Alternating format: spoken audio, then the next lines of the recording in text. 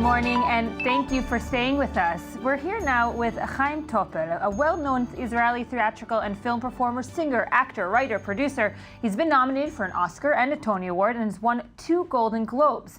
But now The Fiddler on the Roof is launching a new portrait exhibition and book to celebrate 10 years at the Begin Heritage Center in Jerusalem.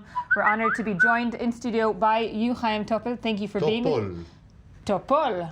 In English, I made it. I did a different accent. Still Topol. Chaim Topol, and by the Director General of the Begin Heritage Center in Jerusalem, Hertzl Makov. Thank you for joining us. Was that okay? Makov. Sure. Thank you both for joining us. So, Chaim, around the world, people know you as Fiddler on the Roof, and I'm sure that sometimes is annoying just to be known as that one character that you played way back when. But now you're also an artist. Well, first of all, I'm not complaining, because the reason for people knowing me as Fiddler on the Roof is because the film was shown in front of more than 1 billion people.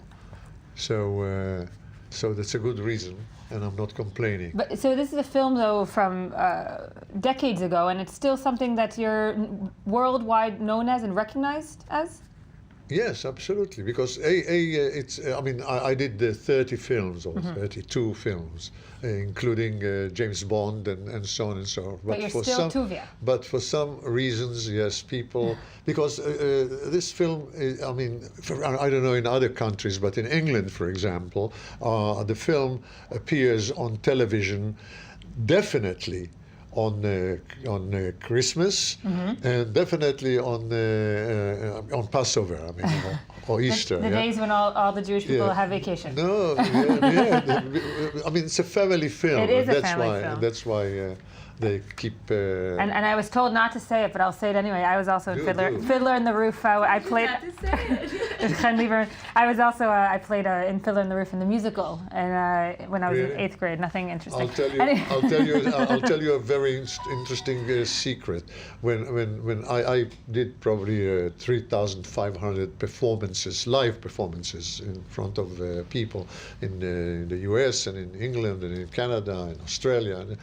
I know for sure that in every single performance, in the audience are sitting 10% of the viewers have been in the show, either in school or in the gym or wherever. I mean, they know the text together with me. Absolutely. And they all wait for me after the show and tell me exactly where I made a mistake and so no, it's a pleasure, really. So now you're an artist, a painter, and not now. I started at the age of 6. I mean, but until now, I But the public ignored that part of you, and now it's giving you. They didn't ignore. I got very nice reactions, but I never signed Topol, so they didn't know that it's the same person. I mean, I signed Chaim, CT, and Chaim always in Hebrew, and CT in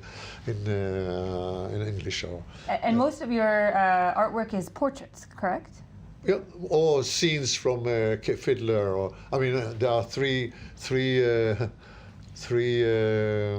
stamps coming out now. For 50 years of Fiddler on the Roof, and the Israeli Post Office publishes three stamps that I drew. So the exhibition at the Begin Heritage Center is the first exhibit of your artwork as for the Israeli public, the people that didn't know that you were actually an artist since age 6. Yes. And is it nerve-wracking? I mean, something you've been on, as you said, millions of shows and awards and so forth. This is the first time they're going to come. I was very excited, and yes, and it went well. It went very well, yes. Hertzl, of course, getting someone like an iconic figure as Chaim Topol to be the star of the exhibit or the person behind the exhibit is something that will bring not only Israelis but people from around the world really to see the Fiddler on the Roof now painting portraits of iconic figures in Israeli history, right? Yeah. Yeah, it's not the first connection of Topol to the museum. He came actually just after we opened about 10 years ago, and he brought me a portrait of Menachem Begin. And that's how I learned about the fact that he, besides all the other things that he does, he drew a portrait. And when the book was supposed to be published, we thought it's a very good opportunity, combined with the 10th anniversary of the center, to have a lunch, this exhibition here.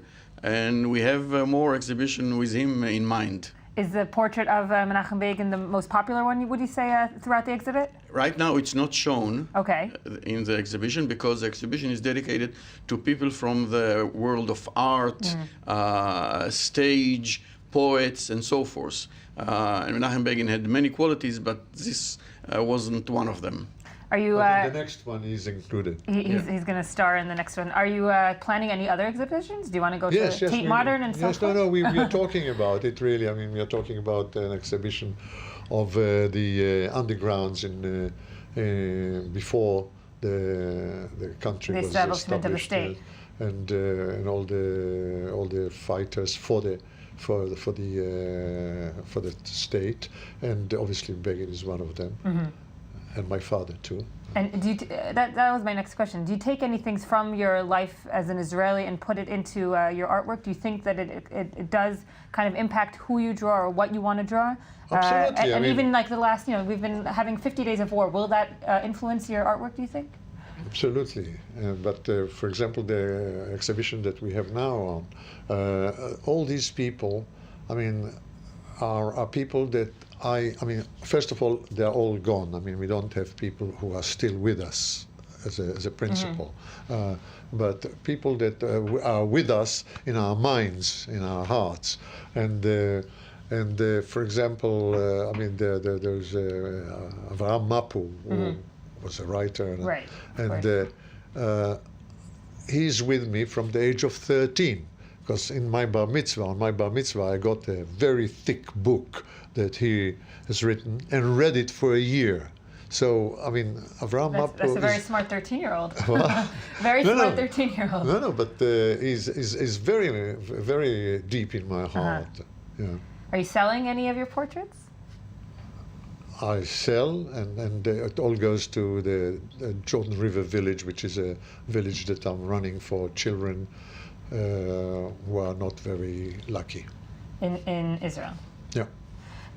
So 10 years to the Menachem Begin Heritage Center. Is there other exhibits or activities for the public to come and see? Yeah, we have a public celebration which will include a show in the terrace of the Begin Center, which is overlooking the old city, the walls of old Jerusalem, and we let the public taste part of all our activities, which means the museum, tours in Jerusalem, in the steps of the fighters of the underground, and lectures and studies. Well, good luck to the center, and happy 10th anniversary, of course. And I have to say something. I mean, I have the exhibitions before in my life in certain places, including Israel, and in Jerusalem. But I have to say that the way they treated the exhibition with so much love, with so much respect, and we had such a beautiful evening, opening evening, with two excellent speakers, and it was really, I mean, the reactions that I got, I'm not talking about the drawings now, they are wonderful, but the evening they prepared was really a lovely, warm, intellectual evening that everyone came out really praising them. And inspiring. Well, it's inspiring when Fiddler on the Roof starts exhibiting his work, I would say. Thank you, Chaim Topol. Thank you, of course, Herzl Makov. Good luck with your future endeavors in art and at the center. We're going to go now to Chen Lieberman.